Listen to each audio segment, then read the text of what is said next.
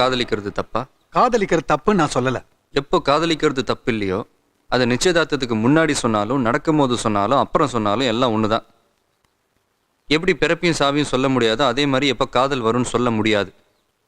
அப்படி இருக்கிறப்ப அது இப்பதான் சொல்லணும்னு எப்படி சொல்றீங்க? சிவா, நீ எப்ப சொன்ன நான் கேட்கல, எதுக்கு சொன்னேன்னு தான் கேக்குறேன். சந்தியா, அவங்ககிட்ட என்ன பேச்சு? டேய் சந்தியாட்ட சாரி கேளு. பிரபு, டேய் நீ எதுவும் பேசாத, ஜஸ்ட் சே சாரி.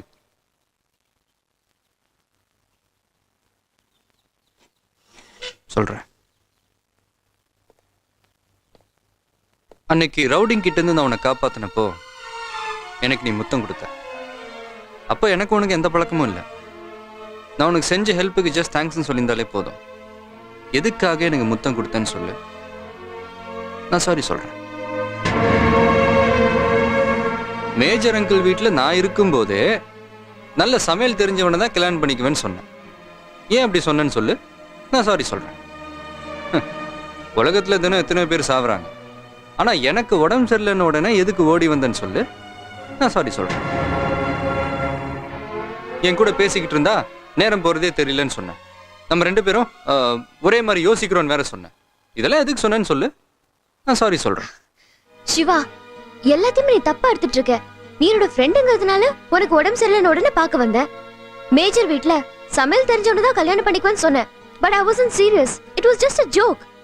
அன்னைக்கு நான் முத்தம் கொடுத்தேன்னு சொல்றேன், ஆனா அன்னைக்கு நான் எந்த நிலைமையில இருந்தேன், என்ன நடந்துச்சுன்னு எனக்கே தெரியல. அது ஏன் தப்பு இல்ல, உனக்கு வேணா அது தெரியாம இருக்கலாம்.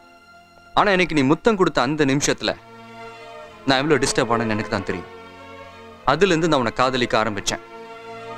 இந்த மாதிரி நடந்த சின்ன இன்சிடென்ட்ஸ், பேசுறப்ப மிஸ் ஆற 4 வார்த்தைங்க, இதெல்லாம் வச்சு காதலிக்கிறதா நினைச்சிருந்தா? ஏன் ஒரு பொண்ணு பையனை காதலிக்கிறதுக்கு எவ்வளவு நேரம் வேணும்?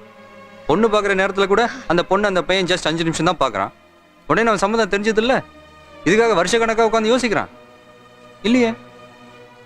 வெறுக்கிறதுக்கு வேணா வாழ்நாள் பூரா பத்தாம போலாம், ஆனா காதலிக்கிறதுக்கு ஒரு நிமிஷம், ஒரு செகண்ட் போதும். சிவா, எனக்கு கல்யாணத்துக்கு முன்னாடி காதல் மேல நம்பிக்கை இல்ல.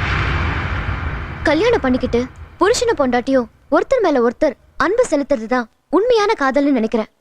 என்னுடைய நட்பு உனக்கு காதலா தோணி இருக்கலாம், ஆனா உன்னுடைய நட்பு என்ன பொறுத்த வரைக்கும் நட்போட நின்று போச்சு. நம்ம 2 பேருக்கு நடுவுல நடந்த எல்லாமே ஜஸ்ட் ஒரு ஆக்சிடென்ட். நீ அத காதல்னு நினைச்சிருந்தா ஐ அம் வெரி சாரி.